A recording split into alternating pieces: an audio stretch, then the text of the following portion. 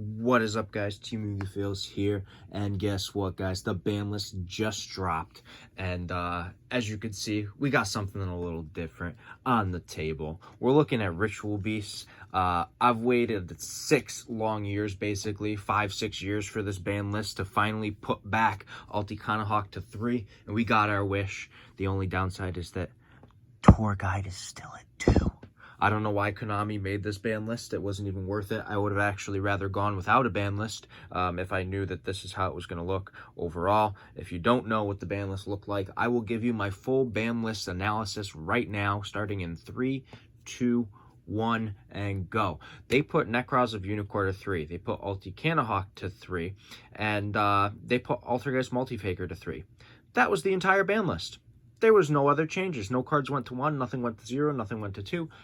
So basically, this was a waste of time, waste of space, and a waste of Konami's money paying one of their employees to post it. Anyways, that being said, we're going to hop into my Ritual Beast deck profile for the June 2020 ban list. So let's go ahead and show this off. We are looking at 3 Spiritual Beast Cannahawk. This is basically your gold start for the deck. Card's pretty bonkers. We also play 3 Spiritual Beast Rampengu. Card is the nuts in this deck. If you open it with other cards like Dimensional Fissure, Macrocosmos, and some other stuff that we'll get to that I'll explain. Then for the 2 1-ups that we play, we have 1 Palio and 1 Petalfin. You don't really need more than 1 of each of these. You can banish them from your deck anyways. The Petalfin and the Cannahawk are like the necessities because they get you where you need to be with your combos. So you just play the 1-0s for the Petalfin and the Palio. Honestly, I don't even like playing the Petalfin, but there are times where it comes up. We play 3 of one of my personal favorite Ritual Beasts, which is Winda. Winda is probably the second best card overall out of all the main monsters. But that being said, the #1 monster out of everything in the main deck is our buddy, our pal, Elder. This card forever will be in my heart as one of my favorite cards in the game. The fact that Ulti-Cannahawk went back to 3 was just a blessing, because now we get to play this deck at full power for the most part, minus the E-Tellies being at 1 still. But outside of that, the deck is going to be absolutely a blast to play, to say the least. Then we have 2 copies of Wen. Wen is fine to play 2 of. Some people, like years and years ago, were playing 1, but I think 2 is the proper ratio with the amount of banishing that you can do, and with the Link monster. It just makes things a lot better. And then 1 Lara. I opted not to, and I have it right here, I'm just going to show you guys. I opted not to play the Zefram Pilloka. I thought about playing it, and after like going through my options of things to play, it didn't fit in with the things that I needed. And there are combos where you can grab this card from deck and then you can use like an additional normal summon through the Link monster. So I didn't feel that playing extra stuff that wasn't necessary, because I feel like if I play more cards that aren't needed because I already have them and they're searchable, it's not worth me playing them when it's only used for one particular combo. But moving on to the hand traps here, we'll start off with the basic one, which is our triple Ash Blossom. This should go without explanation. It's just the best hand trap to have right now. As we saw, Maxie didn't go to 3, didn't go to 1, stayed banned. Thank God, we don't need that card coming back. It's fine staying banned. The next card, which basically is our version of Maxie, is Nibiru, because in the OCG, I don't believe they have Nibiru. I think it's TCG exclusive, if I remember correctly, but they do have Maxie. So that's why I like everyone that argues that Maxie will come back. It probably won't happen for us because Nibiru is our version of it. The TCG just doesn't like giving us cards that draw, so that's something we have to deal with. And then for the last hand trap, the best hand trap in this deck, hands down, Dimension Shifter. This deck relies like completely off of banishing cards. So the fact that you can just drop a Dimension Shifter and your opponent is going to basically lose out on their graveyard for an entire turn is pretty awesome, because so many of the decks are so graveyard reliant that having a card like Dimension Shifter just boosts your play style through the roof. Then moving on to the spell cards, my favorite part, I'm not going to lie, my favorite part about this deck is the fact that all of the spell cards are cards that are currently limited to 1. I'm not even joking. Like, this is how it was, like, way back when I played. The only cards that were ever played for the most part for spell cards were cards that were limited to 1. Obviously, when E-Telly was at multiples, it was different, but outside of that, everything was a 1-of. So I'm going to go through the 1-ofs. We have 1 Dimensional Fissure. We have 1 Gold Sark, 1 E-Telly, 1 Reborn, 1 Upstart, and then for the most beautiful rarity in the world, we have a Noble Knight Rare Foolish Burial. I hate this. I didn't want to dig my super out of one of my decks, though, and just search through cards.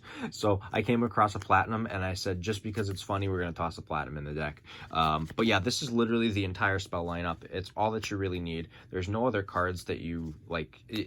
My brother made a joke. He said you could play, like, Soul Absorption, which, sure, if you want to, like, really go for the memes, you can, but I wouldn't advise that. Those are all the spell cards, though. Moving on to the lovely traps, we play 3 Steeds and 2 Ambush.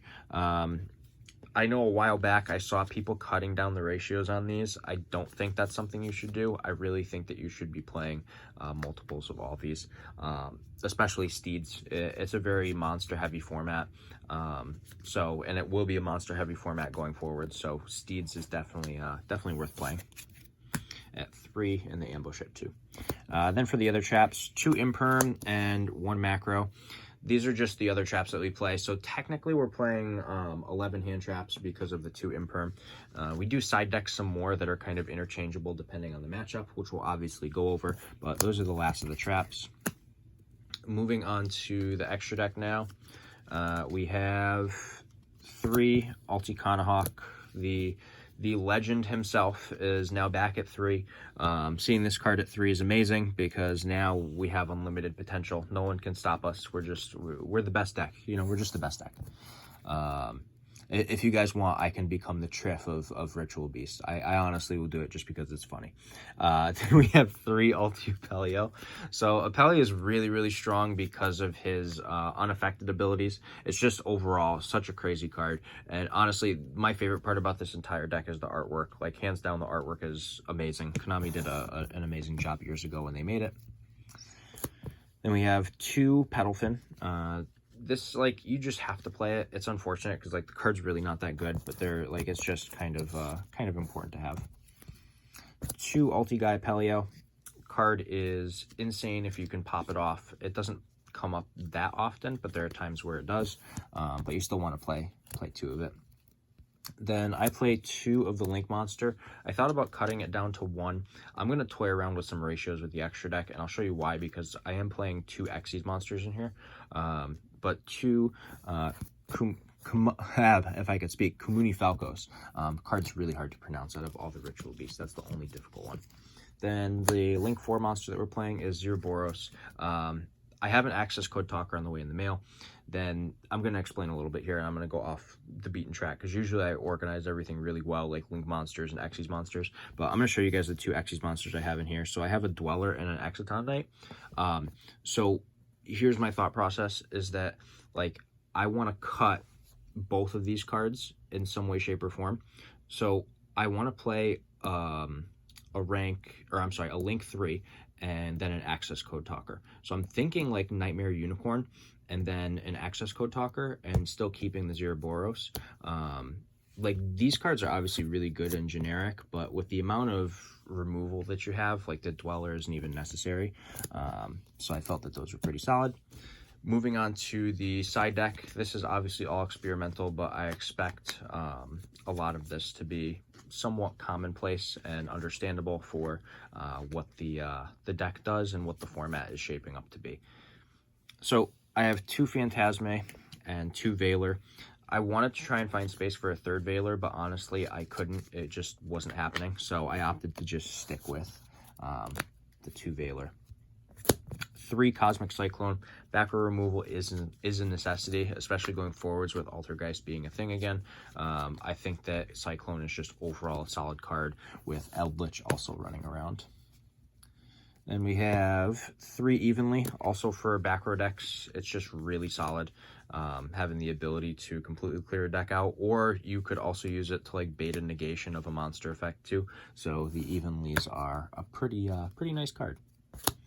Double Gozen match. This is the more interesting card. All of the Ritual Beast monsters are wins, so you can just kind of lock your opponent into whatever they're playing as far as attributes go. You would side this in against decks that are not salad, basically, because everything else, they kind of stray off as to what kind of types they play. Then I have 2 anti-spell. The card's just absolutely bonkers alongside the Imperial Order. So essentially, your opponent is going to probably try and hit you with a Lightning Storm, or if they're playing Striker, this is going to be really good too. So if your opponent is either playing Lightning Storms, playing Striker, or they're playing Pendulums, you're going to have a pretty solid way of playing around it. So definitely, I would recommend playing these cards if you're not already. I think in general, they're pretty solid picks for the side deck, and it just kind of helps you make your games easier against those kinds of decks anyways. But that is the Ritual Beast deck profile for June 2020. I figured I'd post the list as soon as possible, seeing the ban list just dropped, and you know, share with you guys how I'm thinking that the deck could be played. Like I said, the extra deck I'm going to change up a bit with the access code talker when I get it in the mail, and then I will go from there. But you guys have already seen what I would swap out for it, so you guys know exactly what the deck would look like.